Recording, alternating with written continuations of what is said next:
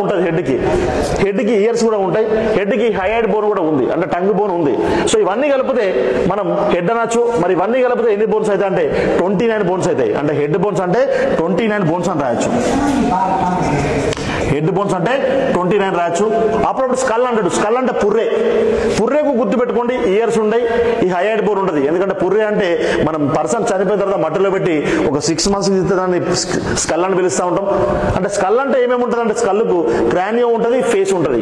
అంటే skull bones అంటే ఈ రెండు మాత్రమే తీసుకోవాలి, క్రానియో, ఫేస్. అంటే 8 + 14 22 బోన్స్ అవుతాయి. స్కల్ బోన్స్ 22 గుర్తుపెట్టుకోండి. స్కల్ బోన్స్ అంటే 22, ఇవి సపరేట్ టైం కాదండి. ఈ 29 బోన్స్ నుంచే ఇవి తీసి రాసినాం. సో ఇది మన బాడీ లోపల ఉన్న 206 బోన్స్ యొక్క లిస్ట్ అండి. ఎక్కడ ఎన్ని బోన్స్ ఉన్నాయి గుర్తుపెట్టుకోండి. ఏదో ఒక మార్క్ ఖచ్చితంగా అడుగుతూనే ఉన్నాడు. సో ఇది అండి. మరి ఇప్పుడు ఈ బోన్స్ లోపల ఏది లార్జ్ బోన్ ఉంది, ఏది స్మూత్ బోన్ ఉంది, అసలు ఎక్కడ ఉన్నాయి, బోన్ల టైప్స్ ఏమున్నాయి ఇప్పుడు చూద్దాం.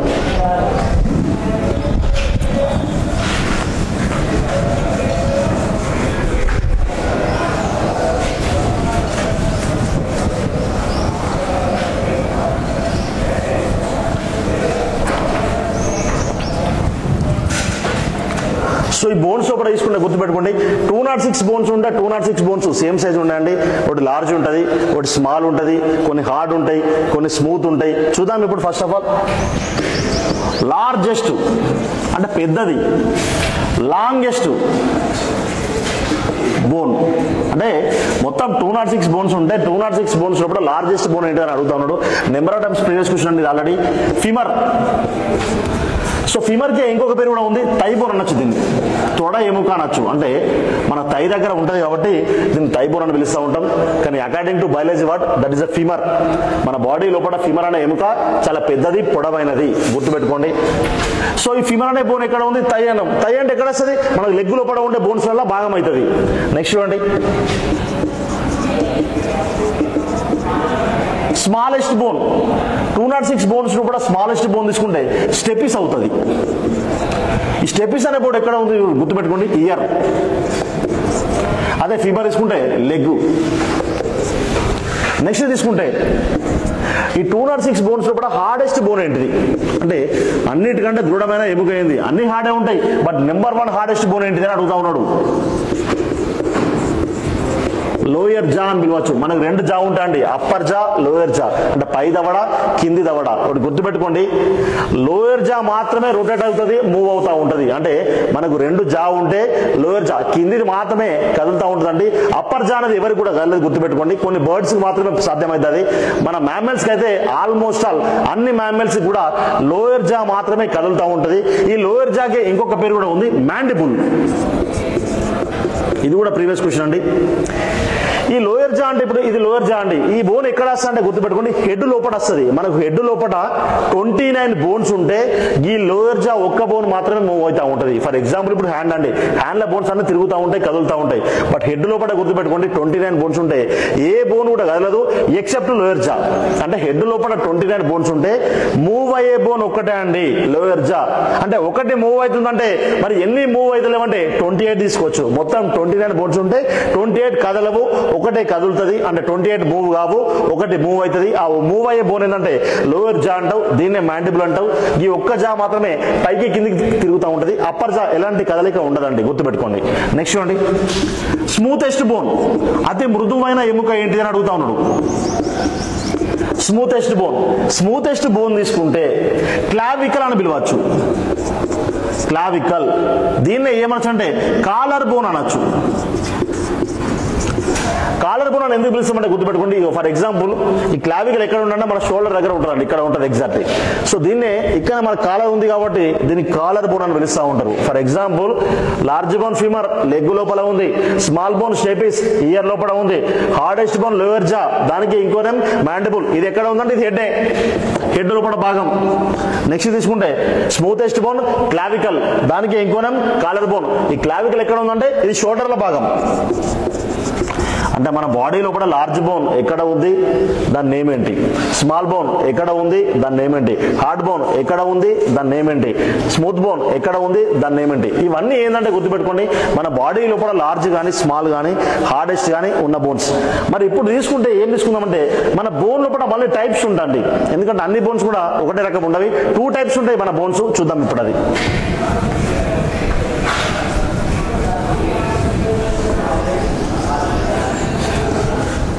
మన human bones are classified to 2 types. మన బోన్స్ అనేది 2 రకాలండి. ఫర్ ఎగ్జాంపుల్ తీసుకుంటే స్మూత్ బోన్స్, ఇవి స్మూత్ ఉంటాయి, వీటికి ఇంకొక పేరు కార్టిలేజ్ అని పిలవచ్చు. కార్టిలేజ్ అని పిలవచ్చు. సెకండ్ బోన్ తీసుకుంటే హార్డ్ బోన్స్, చాలా గట్టిగా ఉంటాయి ఇవి. స్మూత్ బోన్స్ కి ఎగ్జాంపుల్ తీసుకుంటే ఏమేమి వస్తాయంటే గుర్తుపెట్టుకోండి, ఇయర్ బోన్స్. మనకి ఇయర్ లో కూడా ఉండే అన్ని బోన్స్ కూడా స్మూత్ బోన్స్. అందుకే మన మనిషి చనిపోయిన తర్వాత సమాధి చేస్తే ఇయర్స్ అనేది హెడ్కు ఉండయి, ఎందుకంటే అవి మట్టిలో కలిసిపోతాయి. Ear bones. Next nose bones. ఇక్కడ గుర్తుపెట్టుకోండి, ఇయర్ అంటే హెడ్ లోపల భాగమే, నోస్ అంటే కూడా హెడ్ లోపల భాగమే. సో ఇవన్నీ కూడా ఏంటంటే గుర్తుపెట్టుకోండి స్మూత్ బోన్స్ అండి. ఇంకా తీసుకుంటే క్లావికల్, ఈ క్లావికల్ కూడా స్మూత్ బోనే. ఇంకా ఓపెన్ గా మాట్లాడితే మన బాడీ మొత్తం లోపల స్మూతెస్ట్ బోనే క్లావికల్. నెక్స్ట్ స్కాపులా, ఇవన్నీ బోన్స్ నేమ్స్ అండి. సో ఈ స్కాపులా అనే బోన్ కూడా ఏంటంటే వెరీ స్మూత్ బోన్ అండి.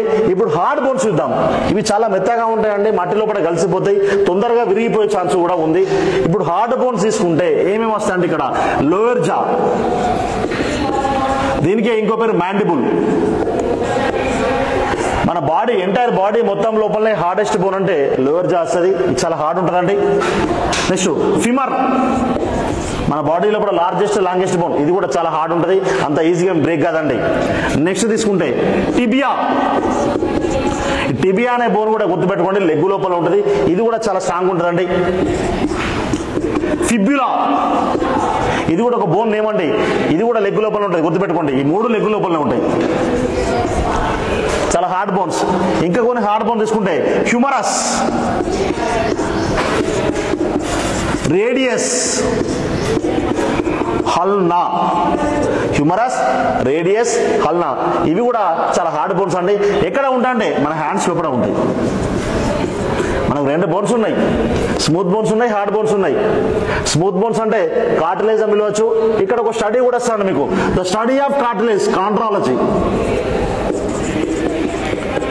మెత్తటి ఎముకల గురించి చదువు శాస్త్రం, తెలుగులో మృదువైన ఎముకలు, in English word the smooth bone study is called chondrology. Chondrology. Normal గా బోన్స్ అయితే ఆస్టియాలజీ అనొచ్చు, ఓన్లీ స్మూత్ బోన్ తీసుకుంటే కాంట్రాలజీ అనొచ్చు. స్మూత్ బోన్స్ లోపల ఇయర్ బోన్స్ వస్తాయి, ఇయర్ లోపల 3 బోన్స్ ఉన్నాయి, స్టెపిస్, ఇంకస్, మలియస్. నోస్ బోన్స్, ఈ నోస్ కూడా కార్టిలేజ్ అండి, చాలా మెత్తగా ఉంటుంది ఇట్లా. సో క్లావికల్ అంటే గుర్తుపెట్టుకోండి, ఈ బోన్ తీసుకోవచ్చు, షోల్డర్ లోపల ఉంది. స్కాపులా అంటే ఇది తీసుకోవచ్చు అండి, ఇవి 2 షోల్డర్ లోపల ఉన్నాయి, గుర్తుపెట్టుకోండి, ఇవి షోల్డర్ లోపల ఉండే బోన్స్. ఇంకా స్మూత్ బోన్స్ అంటే గుర్తుపెట్టుకోండి, మన రిబ్స్ కూడా తీసుకోవచ్చు, ఈజీగా విరిగిపోయే ఛాన్స్ ఉంది, చాలా మెత్తగా ఉంటాయి రిబ్స్, పక్కన ఎముకలు వట్టిగానే విరిగిపోతాయండి. నెక్స్ట్ హార్డ్ బోన్స్ చాలా గట్టిగా ఉంటాయి. నెంబర్ 1 అంటే లోయర్ జా తీసుకోవచ్చు. ఇక్కడ నెంబర్ 1 ఇదే ఎందుకు రాస్తున్నా అంటే ఎంటైర్ బాడీ లోపల హార్డెస్ట్ బోన్ అంటే లోయర్ జా. ద లోయర్ జా also called another name mandible. Second hardest bone femur, tibia, fibula. These 3 bones are found in human leg. Next humerus, radius, ulna. These 3 bones are found in human hand అండి, మన hand లోపల ఉండే bones ఇవి. So smooth bones, hard bones ఈ విధంగా తీసుకోవచ్చు అండి. మరి అప్పుడప్పుడు ఏమైతే గుర్తుపెట్టుకోండి, మన బాడీ లోపల బోన్స్ ఎంత హార్డ్ ఉన్నా కూడా మన మేజర్ యాక్షన్ అయినప్పుడు విరిగిపోయే ఛాన్స్ ఉంది. బోన్ విరిగిపోతే ఎలాంటి ట్రీట్మెంట్ ఉంటుంది ఇప్పుడు అది చూద్దామండి.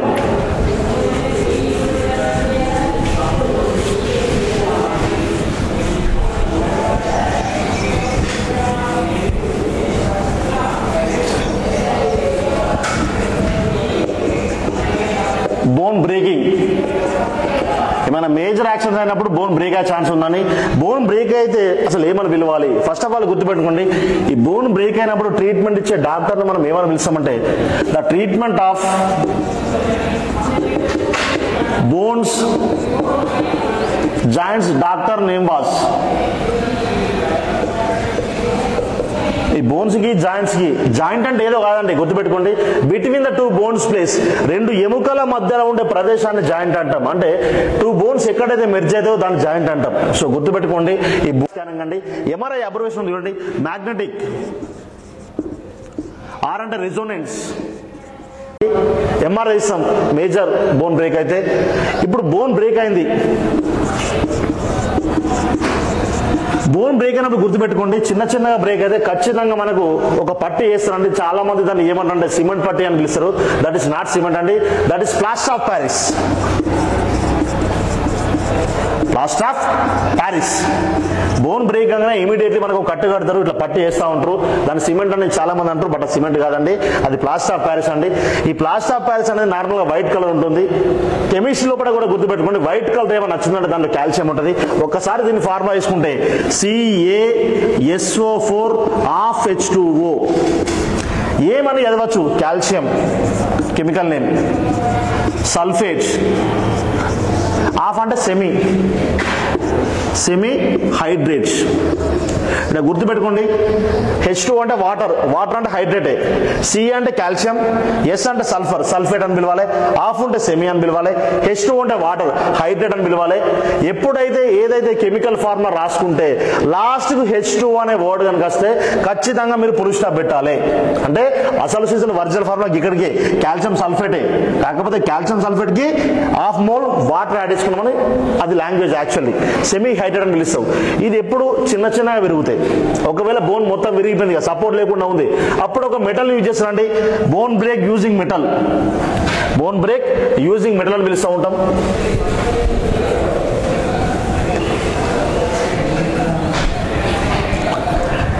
మన బోన్ బ్రేక్ అయినప్పుడు గుర్తుపెట్టుకోండి,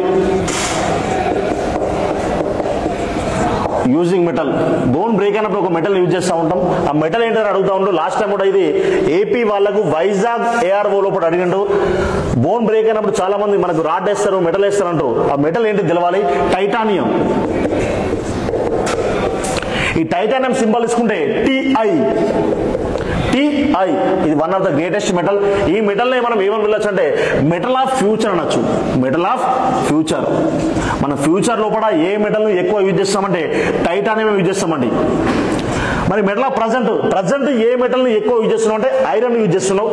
మెటల్ ఆఫ్ పాస్ట్, గతంలో ఏది ఎక్కువ వాడినావు అంటే కాపర్ వాడినావు. ఎందుకంటే అప్పుడు కింగ్స్ కానీ ఇవన్నీ ఉన్నప్పుడు వాళ్ళు వాడిన కరెన్సీ కానీ వాళ్ళ కుకింగ్ ఐటమ్స్ కానీ వాళ్ళ మొత్తం ఫర్నిచర్ కానీ మొత్తం కాపర్ ఉండే. మెటల్ ఆఫ్ పాస్ట్ అని కాపర్ ని పిలుస్తావు. మెటల్ ఆఫ్ ప్రజెంట్ అంటే ఐరన్ పిలుస్తావు. మెటల్ ఆఫ్ ఫ్యూచర్ లో ఏది ఎక్కువ వాడతావు అంటే టైటానియం పిలుస్తావు. సింబల్ TI తీసుకోవచ్చు. దీని ఒక అటామిక్ నెంబర్ 22 వస్తుందండి. దీని యొక్క అటామిక్ నెంబర్ 22. ఈ 22 మీదనే గుర్తుపెట్టుకోండి, మనకు స్కెల్టన్ లోపల 2 బిట్స్ వచ్చినాయి. మనకు స్కల్ బోన్స్ కూడా 22 ఉన్నాయి. అట్లనే టైటానియం యొక్క అటామిక్ నెంబర్ కూడా 22 వచ్చినండి. ఇది మొత్తం కలిపి బోన్స్ అండి. అంటే బోన్ లోపల ఏముంటది, బోన్ మారో ఎంత ఉంటుంది, సెల్స్ ఏంటిది, స్టడీ ఏంటిది, డాక్టర్ ఏంటిది, ప్లాస్టర్ ఆఫ్ ప్యారిస్ అంటే ఏంటిది, ఎక్కడెక్కడ పార్ట్ లోపల ఎన్ని బోన్స్ ఉన్నాయి, RBC ఏడా పుడుతున్నాయి, బోన్ స్కెల్టన్ మన బాడీకి ఎట్లా ప్రొటెక్షన్ ఇస్తుంది, ఇది మొత్తం అండి. సో గుర్తుపెట్టుకోండి, ఇక్కడ ఈ బోన్స్ అన్ని కలిసిపోయినాయని చెప్పిన మనం చిన్నప్పుడు 300 బోన్స్ ఉంటే 206 అయిపోయినాయి. అంటే అతుక్కున్నాయి. ఆ అతుక్కున్నాయి మనం ఇక్కడ ఏమని పిలుస్తాం అంటే జాయింట్స్ అని పిలుస్తాం. అంటే స్కెల్టన్ లోపల గుర్తుపెట్టుకోండి, మనం బోన్స్ మీద ఎంతైతే ఫోకస్ చేస్తామో జాయింట్స్ మీద కూడా అంతే ఫోకస్ చేయాలి. ఇప్పుడు జాయింట్స్ గురించి చూద్దాం.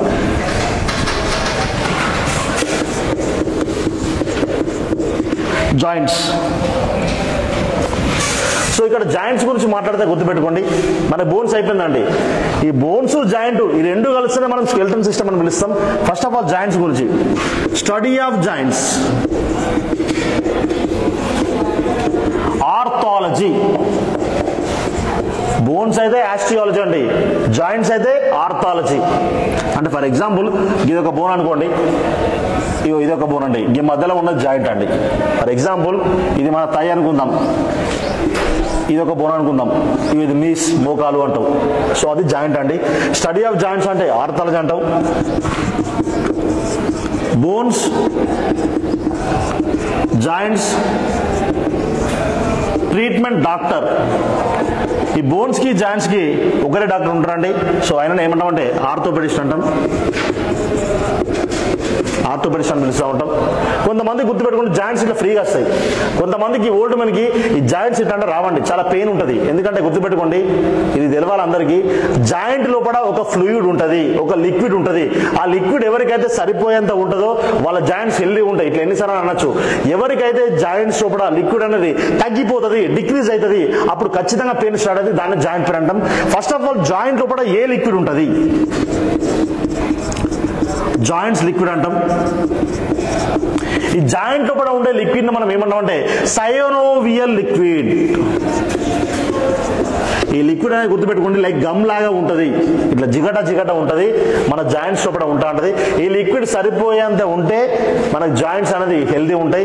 ఒకవేళ కనుక ఈ లిక్విడ్ కనుక తగ్గితే ఖచ్చితంగా మనకు జాయింట్ పెయిన్ స్టార్ట్ అవుతాయి. ఫస్ట్ ఆఫ్ ఆల్ అసలు ఈ లిక్విడ్ ఎందుకు తగ్గుతుంది అది తెలుసుకోవాలి. హెవీ వర్కౌట్స్, కొంతమంది చాలా హెవీ వర్కౌట్స్ చేస్తూ ఉంటారు, చాలా పెద్ద మొత్తంలో బరువులు ఎత్తడం, మళ్ళీ వాళ్ళ బాడీ కూడా హెవీ వెయిట్ ఉంటే జాయింట్స్ మీద వెయిట్ పడి ఈ లిక్విడ్ అనేది తగ్గుతూ ఉంటుంది. ఇదొక రిసీజ్ అంటే ఇదొక రీజన్ తీసుకోవచ్చు. సెకండ్ రీజన్ ఏంటంటే కొన్ని డిసీజ్ వచ్చినప్పుడు జాయింట్స్ అనేది బలహీన పడతాయి. The best example chikungunya. ఈ చికెన్ గున్యా అనే డిసీజ్ వచ్చినప్పుడు మన జాయింట్స్ మొత్తం దెబ్బతింటాయి. సో జాయింట్స్ దెబ్బతింటే ఆటోమేటిక్ గా ఈ లిక్విడ్ కూడా తగ్గిపోయే ఛాన్స్ ఉంది. ఈ లిక్విడ్ తగ్గిపోయిందంటే గుర్తుపెట్టుకుని ఇమీడియట్లీ జాయింట్ పెయిన్ స్టార్ట్ అవుతుంది. సో ఇప్పుడు ఫర్ ఎగ్జాంపుల్ ఇక్కడ బోన్ అన్నం, ఇది బోన్ అన్నం, ఇది జాయింట్ కదా అండి. అంటే between the two bones place ఇదొక ఎముక, ఇదొక ఎముక, అంటే ఇదొక బోన్, ఇదొక బోన్, దీన్ని మనం జాయింట్ అంటాం. లేకపోతే ఇట్లా కూడా చెప్పచ్చు, between the two bones merging place, రెండు ఎముకలు అతుక్కున్న ప్రదేశం, దీన్ని జాయింట్ అంటాం. మనకి ఎగ్జామ్ లోపల ఏంటంటే గుర్తుపెట్టుకోండి, ఇక్కడ కొన్ని వర్డ్స్ వస్తూ ఉన్నాయి. లిగ్మెంట్ అని పిలుస్తూ ఉంటాడు, అప్పుడప్పుడు లిగ్మెంట్ అంటా ఉంటాడు, లేకపోతే టెండాన్ అంటా ఉంటాడు. ఈ లిగ్మెంట్ టెండాన్ అనేది గుర్తుపెట్టుకోండి, ఇవి బోన్స్ కి జాయింట్స్ సంబంధించినవి. ఇవి ఏం లేదండి, మన జాయింట్ దగ్గర ఉండే మజిల్ ఎక్కడైతే అతుక్కుంటుందో దాన్ని లిగ్మెంట్ టెండాన్ అని పిలుస్తూ ఉంటాం. ఈ రెండింటి లోపల గుర్తుపెట్టుకోండి ఈ లిగ్మెంట్ అంటా ఉంటాం. ఫర్ ఎగ్జాంపుల్ జాయింట్ ఏమనేది ఏం కాదండి, ఈ లిగ్మెంట్ అంటే మజిల్ అండి. ఇక్కడ ఉండే మజిల్ మనం ఏమంటామంటే లిగ్మెంట్ అంటాం. ఎప్పుడు కానీ యాక్షన్ కానప్పుడు బోన్ విరిగిపోతే సర్జరీ చేసి సెట్ చేయొచ్చండి. కానీ మజిల్ అనేది లిగ్మెంట్ ఎప్పుడు కానీ కట్ కాకూడదు. ఎందుకంటే లిగ్మెంట్ కట్ అయితే మళ్ళీ దాన్ని అతికే పెట్టాలంటే అంత ట్రీట్మెంట్ మన ఇండియాలో కూడా కాదు, ఎక్కడ కూడా లేదండి. అది గుర్తుపెట్టుకోండి. ఈ లిగ్మెంట్ టెండాన్ ఇక్కడ ఉండే మజిల్ నేమ్స్ ఇవి. ఓకేనా. నెక్స్ట్ తీసుకుంటే మరి ఇలాంటి డిసీజ్ అంటున్నాం, సారీ మన జాయింట్స్ అంటున్నాం. మనకి ఎన్ని జాయింట్స్ ఉంటాయంటే గుర్తుపెట్టుకోండి, మొత్తం బాడీ లోపల 360 జాయింట్స్ ఉన్నాయి. అంటే మన మానవుని మొత్తం లోపల ఎన్ని జాయింట్స్ ఉంటాయి అంటే 360 జాయింట్స్ ఉంటాయి. మరి ఇలాంటి జాయింట్కి ఏమైనా డిసీజ్ వస్తాయా? జాయింట్ కూడా డిసీజ్ వస్తాయంటే ఇప్పుడు అవి చూద్దాం.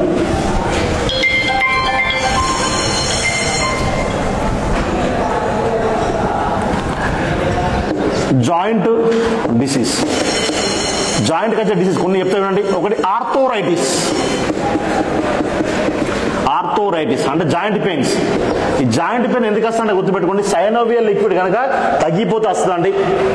రెండోది రుమటాయిడ్ ఆర్థోరైటిస్, రుమటాయిడ్ ఆర్థోరైటిస్ వస్తుంది. ఇది ఆర్థోరైటిసే.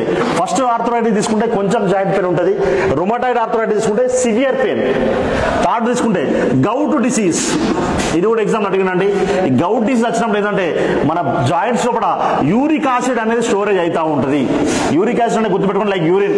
ఇది యూరిన్ రూపంలో డైలీ బయటికి వెళ్ళిపోవాలి, టాక్సిన్స్ విషపదార్థాలు బయటికి వెళ్ళిపోవాలి. ఎవరికైతే గౌట్ డిసీజ్ ఉంటుందో యూరిన్ అనేది బయటికి వెళ్ళిపోదు, మన జాయింట్ లోపల స్టోరేజ్ అవుతా ఉంటుంది, దాన్ని గౌట్ డిసీజ్ అంటాం. And last disease chikungunya. ఈ చికున్ గున్యా అనే డిసీజ్ వస్తే కూడా జాయింట్స్ ఖరాబ్ అవుతా ఉంటాయి. ఈ ఏ డిసీజ్ వచ్చినా కూడా గుర్తుపెట్టుకోండి, జాయింట్ అంటే మీరు కన్సల్ట్ చేసిన డాక్టర్ ఒక్కడండి, ఆర్థోపెడిస్ట్. సో ఇది స్కెల్టన్ టాపిక్ అండి. నేను ఒకటే చెప్పదలుచుకున్నాండి, ఎవరైతే నర్సింగ్ అసిస్టెంట్ ప్రిపేర్ అవుతా ఉన్నారో క్వాలిటీ మెయింటైన్ చేస్తూ సబ్జెక్ట్ని ఆల్మోస్ట్ ఆల్ గుర్తుపెట్టుకోండి. ఎన్సీఆర్టీ లెవెల్లో ప్రిపేర్ అవుతూ, అంటే ఎన్సీఆర్టీ మీన్స్ సిబిఎస్ఈ లెవెల్లో ప్రిపేర్ అవుతూ ఒక చక్కటి ప్లానింగ్ వేసుకొని డైలీ 8 to 10 hours వేసుకొని మంచి గైడెన్స్ కూడా ప్రిపేర్ అయితే మాత్రం మీరు ఖచ్చితంగా నర్సింగ్ అసిస్టెంట్ చూస్ చేసుకుని ఉంటారు. ఒకటి గుర్తుపెట్టుకోండి, ఇండియన్ ఆర్మీ లోపల దేనికి కూడా ఏజ్ ఎక్కువ లేదండి. దీనికి ఒక్కదానికి 23 వరకు ఏజ్ ఉంది. సో అలాంటి ఏజ్ ఒకటి ఉంది. ఏజ్ ఎక్కువ ఉన్న అప్లై చేసుకోవచ్చు, ఎవరన్నా ఉంటే అప్లై చేసుకుంటే బెటర్ ఉంటుంది. దాంతోపాటు గుర్తుపెట్టుకోండి, ఇది పర్మనెంట్ పోస్ట్ అండి. మీరు అగ్నివీర్ లాగా 4 years ఇంటికి రావడం ఉండదు. అండ్ గుర్తుపెట్టుకోండి, ఈ డ్యూటీ కూడా ఎలా ఉంటుందంటే మీకు మొత్తం ఏఎంసీ లోపల ఉంటుంది, అంటే ఆర్మర్ మెడికల్ కాప్స్, అంటే మొత్తం కూడా మీకు హాస్పిటల్ లోపల డ్యూటీ ఉంటుంది. సో అందుకే నేను ఏమో చెప్తున్నానంటే సిలబస్ ప్రిపేర్ అయ్యేటప్పుడు నర్సింగ్ మాత్రం మీద ఎవరు చదవకండి. You have go to the very depth, చాలా లోతుగా చదువుతా మాత్రమే మీరు అనుకున్న నర్సింగ్ అసిస్టెంట్ చదవగలుగుతారండి. ఓకే, థ్యాంక్ యూ అండి.